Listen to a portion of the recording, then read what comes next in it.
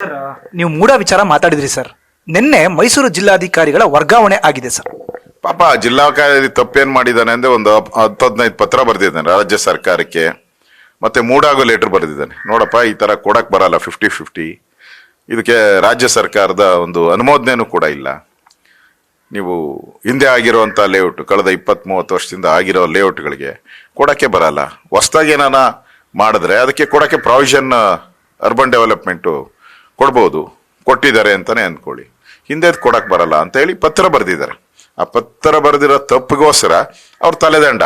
ಅಂದ್ರೆ ಸತ್ಯ ಕೇಳಕ್ ಹೋದಂತ ಅಧಿಕಾರಿ ಇಲ್ಲ ವಾಲ್ಮೀಕಿ ನಿಗಮದ ಅಧಿಕಾರಿ ನೇಣು ಹಾಕೊಂಡು ಸತ್ತೋದ, ಸಾಯ್ಬೇಕು.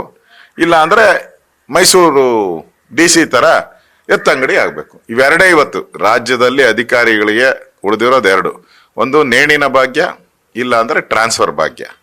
ಇದು ಇವತ್ತಿನ ಕಾಂಗ್ರೆಸ್ಸಿನ ಸ್ಥಿತಿ. ಒಂದ್ ರೀತಿ ಫ್ರಸ್ಟ್ರೇಟ್ ಔಟ್. ನಾವು ಅವ್ರನ್ನೇನು ಕೇಳ್ತಾ ಇದ್ದೀರಿ? ಹಿಂಗಾಗಿದೆ, ಮೂಡಾದಲ್ಲಿ ಅವ್ಯವಹಾರ ಆಗಿದೆ, ಯಾರೋ RTI ಕಾರ್ಯಕರ್ತ ಅದನ್ನ ಹೊರಗಡೆ ತಂದಿದ್ದಾನೆ, ಮಾಧ್ಯಮನೂ ಕೂಡ ಅದನ್ನ ವಿಚಾರವನ್ನ ಜನಗಳ ಮುಂದೆ ಇಟ್ಟಿದೆ. ಇವೆಲ್ಲ ತೀರ್ಮಾನ ಮಾಡುವಂಥದ್ದು ನ್ಯಾಯಾಲಯ ತೀರ್ಮಾನ ಮಾಡಬೇಕು. ಆ ನ್ಯಾಯಾಲಯ ತೀರ್ಮಾನ ಮತ್ತು ತನಿಖೆ ಆಗಬೇಕು. ಇದನ್ನ ನಾವು ಕೇಳ್ತಾ ಇದ್ದೀರಿ, CBI ತನಿಖೆ ಕೊಡಿ ಅಂತ ಕೇಳ್ತಾ ಇದ್ರಿ.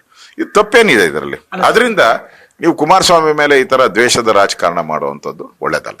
ಅಲ್ಲ ಸರ್, ಈಗ ನೇರವಾಗಿ 15ನೇ ತಾರೀಕಿಂದ ಸೆಷನ್ ಆರಂಭ ಆಗ್ತಾ ಇದೆ. ವಿಪಕ್ಷಗಳು ಮೂಡನ ದೊಡ್ಡ ಅಸ್ತ್ರ ಮಾಡ್ಕೊಳ್ಳುತ್ತೆ ಅನ್ನೋ ಒಂದು ಮುಜುಗರ ತಪ್ಪಿಸ್ಕೊಳ್ಳಿಕ್ಕೆ ವರ್ಗಾವಣೆ ಭಾಗ್ಯನ DCಗೆ ಗ್ಯಾರಂಟಿ, ಡೌಟೇ ಇಲ್ಲ. ಯಾಕಂದ್ರೆ ಆ ಸಂದರ್ಭದಲ್ಲಿ ಜಿಲ್ಲಾಧಿಕಾರಿಗಳ ಪತ್ರಗಳನ್ನೆಲ್ಲ ನಾವು ಸದನದಲ್ಲಿ ಪ್ರಸ್ತಾವ ಮಾಡಬೇಕು.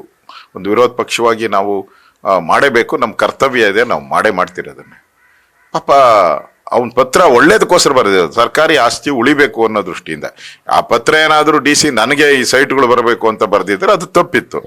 ಅವನು ಇದು ಕಾನೂನು ಉಲ್ಲಂಘನೆ ಅಂತ ಬರೆದಿದ್ದಾನೆ ಪತ್ರದಲ್ಲಿ, ಇದು ಕಾನೂನು ಉಲ್ಲಂಘನೆ, ಅದರಿಂದ ಇದ್ರ ಮೇಲೆ ಕ್ರಮ ಆಗಿ ಅಂತ ಬರೆದಿದ್ದು. ಆ ತಪ್ಪಿಗೋಸ್ಕರ ಇವತ್ತು ಒಬ್ಬ ಜಿಲ್ಲಾಧಿಕಾರಿ, ಅದು ನಿಷ್ಠಾವಂತ ಜಿಲ್ಲಾಧಿಕಾರಿಗೆ ನೀವು ಈ ತರ ಪನಿಷ್ಮೆಂಟ್ ಕೊಟ್ರೆ IAS ಅಧಿಕಾರಿಗಳು ಯಾಕೆ ಕೆಲಸ ಮಾಡಬೇಕು? ಒಂದ್ ಕಡೆ ಅವ್ರ ಆತ್ಮಹತ್ಯೆ ಆಯ್ತು, ಇನ್ನೊಂದ್ ಕಡೆ ಟ್ರಾನ್ಸ್ಫರ್ ಆಯ್ತು. ಅಧಿಕಾರಿಗಳು ಹಂಗಾರೆ ನಿಷ್ಠಾವಂತ ಅಧಿಕಾರಿಗಳಿಗೆ ಈ ಸರ್ಕಾರದಲ್ಲಿ ಬೆಲೆ ಇಲ್ವಾ?